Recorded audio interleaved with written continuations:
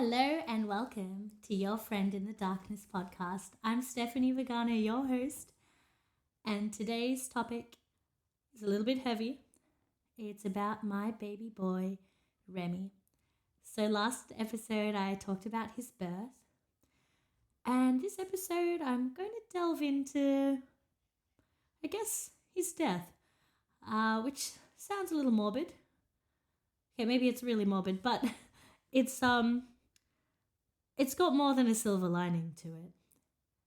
So I gave birth prematurely, and we'd spent about 53 days in the NICU, and I kind of still remember the day that he passed away. And it was a natural death in the end, even though he had a lot of equipment at this point that was keeping him alive. Things that we had then discerned were kind of extraordinary means of life. So things that were, keeping him alive, but also that could become burdensome to him. So we had sort of spoken with some priests and started to figure out the ethics of what was happening. We were having quite a bit of pressure to switch off his machines that were supporting him, in particular his ventilator. And so there's kind of a lot to unpack from this day.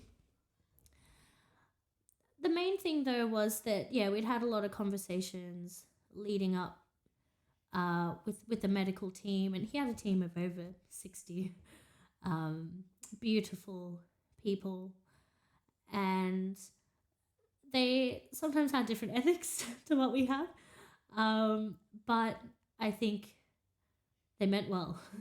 And I know that what we did was also considered maybe by some kind of selfish, in a sense, to invest all of these resources into someone that may not live. But I think when you're a parent, your priority is, I'm going to hold hope for my child. And it took a few conversations for me to actually understand that Remy was actually losing the battle. Like, there were hints of that because it seemed like all these other babies were graduating from the really intensive room that we were in. So there were three other babies in our room, and they kind of were slowly being cycled out and moving on to less and less support. But Remy just seemed to stay there. He was the one getting a bad report card, in a sense. So I think I was sort of starting to realize, this is kind of getting a bit tiresome. I don't know how long I can stay here. And I don't know. There was a lot of unknowns. And because they were, they kept being medical incidences and then eventually resuscitations, I started to kind of realize that I was actually getting tired too. But the day of Remy's death, it sort of had a lot of peace and closure to it. I think that morning we arrived at the hospital, and I just saw it. I saw it in his skin. He just looked like a blueberry. He was so purple. And we had sort of learnt a little bit more about the machines, and I could see that, his saturation of his oxygen wasn't so good. And, he had full support of the machine, so that was as much as the ventilator could give. And I could just see it, that he was tired. And so we told the nurses that we were happy to try and move him into a private room. He'd still have his machines hooked up, but it would mean really switching into that palliative mode. So just to reduce the load on his body, to give him some more pain relief, and cut off his food supply, which was a big thing for me, especially as the mother. I had really struggled with producing breast milk for various reasons, but whatever I could produce, just a few drops, I would give to him through the tube. And he was also on, other donor milk and also some other, lipids, fats to fatten him up and other nutrition as well to help him. So that would all be changed when we moved into the other room. He'd just be on sucrose and he wouldn't starve, but it would be lighter on his stomach. So that's what we were told. And that kind of, I think as a mother, I felt like my duty to him is to feed my child. So that was also like a hard thing to process that day. But we also had a dream to take him to church with us. So what had been happening is that on a Sunday, we chose to leave him be with the nurses and go to church. And we were in another town, but it brought us a lot of comfort to be able to practice our faith. And it did feel a bit weird that we, I'd just given birth, but I didn't have a child to show for it in a sense. But for this day, we managed to get a priest who said he'll come in and say Mass with us. And then the hospital was able to allow both sets of our parents to come and join us as well in this special room. And so that was kind of the way we planned out the day. We kind of thought, all right, we'll get to celebrate Mass, and if at the end of the Mass he's alive, we'll take him out for a cuddle, and just to cuddle him might actually be the trigger for him to pass away. But we were thinking, that's kind of what we'll do because that's where he was at. He was in quite a fragile state. They could no longer change his nappy. Like, everything had to be done really slowly, really gently, because he just wasn't coping with little things. And we sort of had this moment of moving the machines, and they warned us even before we moved that, you need to be ready to say goodbye. Even the movement of the machines might, shift one of his cords. But it was nice. They gave him a little dose of morphine before we moved him, and that kind of helped him as well relax. And we moved him, and of course the staff were emotional as well, and some other parents in the NICU were emotional for us. We met some beautiful people on the journey. And so we moved into the room, and the nurse changed charts. They were no longer logging, every rigorous little detail. Just his comfort. And there was some kind of simplicity to it. I just spent those last few hours just kind of sitting with him. And, letting my parents enjoy him as well, because they hadn't actually met him properly. And then the nurse was just doing a routine clean of his tube, the breathing tube, and his heart didn't quite recover. And at that point, he had already been resuscitated like 3 times, and so it was just going to be too much for him. His cords were already quite swollen, so to get his breathing tube back in would just be too hard and a lot of trauma for him. And so they gave him a few breaths through the machine, and then it was go time. We're like, all right, well, we just want to cuddle him while his pulse is still going and he's technically alive. And that was when we kind of had our first uninterrupted cuddle without all these tubes. They just left his pain relief on, and I got to hold him. And what was really important to me is that he would taste the breast milk, not through a tube. So we managed to squeeze a little bit of that from our syringe and not have to worry about, a sterile Q-tip or whatever. I just put it from my hand into his mouth, and I could feel his tongue move ever so subtly. And for me, that was his last taste of earth, and it meant so much to me that I could do that for him in his last moments. And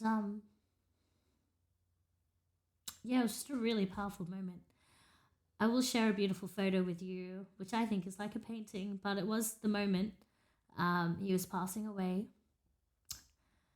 And after he had passed, we were sort of just in a room together, and there was peace. But I know for sure there's a quote about it that you kind of stand at the vestibule of heaven, and that's how it felt. And within half an hour, the priest arrived to celebrate Mass, and we just let him know, actually, Remy's just passed away. And it was incredible. This Mass was just so peaceful and joyful. We could hold him the way we wanted to. And yeah, there was a lot of healing. A lot of healing happened, a lot of closure. He celebrated Mass, and a couple more family members were able to arrive at this point, and they joined us for the Mass. And the beautiful staff members, they were there to witness as well, and told us that they had never seen such joy after someone's death before. But it was true joy and true peace. And, those 24 hours kind of surrounding the death were quite surreal in itself. So it was probably the afternoon when he passed away, around 1 o'clock, 2 o'clock. And another religious friend of ours in town was visiting. She came to visit his body. And then we all went to the pub and got dinner. Not before I had a big cry in the car before I came in. And I think that was my reminder that, the people that we see out in the world, they may have just buried someone when you're dealing with them at the grocery shop. So, yeah, just a reminder to be kind to people. You don't know what kind of a day they've had. And then the next morning, we were sort of still in this town that we don't belong in, but I couldn't quite leave yet. So we went to church in the morning. It was a Sunday. And the message was just exactly what I needed to hear. And I will share that message in text, I think. By the time I look it up, it will waste a bit of time. And that was the reading of the day. And I think we were all really touched by it. It really spoke into our situation in a whole new way. And yeah, we were just together and mourning. So that was the death of Remy. It was short and sweet, just like his life. And we had a lot of luxuries in that death. Like he was surrounded by loved ones. He wasn't in any pain. And we got to grieve, and we got to hold his body. And there are beautiful inventions that allow families to say goodbye, like the little cold cot that preserved him for a couple of hours. But then it was just time to let go. I just knew that, I just didn't need to hold him much after that final cuddle, because I just knew it was time to let him go. And yeah, that was the death of Remy.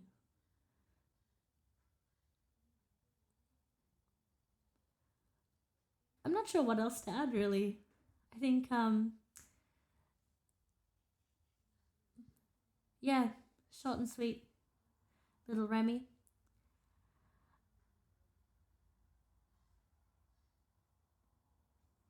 I think the other thing to reflect on, though, is that there were just so many people that joined us on the journey of Remy. People from all around the world that were praying for him. People I still talk to this day, three years on. So I think, there's just been a lot of blessings in his little life. And that is the darkness that I've carried. And it's the darkness that I carry to this day. But I know there's been a transformation. I know there's been healing. And the things I've let go of, some of them aren't things that ever happened. Like some of the things I was grieving were just dreams. They weren't things that were real yet. And some of the things that I let go of are things that are currently happening. But I don't feel like I'm missing out. Like I look at kids that are about Remy's age, and I'm just excited for them. That I just know that Remy is part of their cohort, that he's with them, and that he's not missing out. And it's been a joy to meet these other little 3-year-olds that are in my life. And I do have a special love for them because, yeah, I just know Remy's their classmate. Um, and he's watching over us, and I wouldn't have it any other way. I think, in those really heavy days of grief, initially, yeah, I think there was a lot of, you know, I wish things were different. But 3 years on, it's sort of just realizing that there's been a treasure and savoring the time we had with him. And of course, as I've now gone on to have other children, I do, sometimes think, wow, this is such a big joy. A joy that we didn't experience in a specific way with Remy. We had different joys with him. But yeah, his life was so valid. And, he's been on the cover of international magazines. And he's been the topic of YouTube podcasts and interviews in the US. And also our local radio here in where I live in New South Wales. And now he's the topic of this podcast. So his story will live on regardless. And at first I was kind of confused by this concept of learning to carry the child in your heart, but now I know a little bit more about what that means. It has its benefits too, because right now I can just be heavily pregnant and have a 1-year-old and not have to worry about a 3-year-old burning down the house. So, But yeah, I look forward to sharing more with you next time. And also hearing from you as well. I hope you have an amazing day, and I'll see you next time.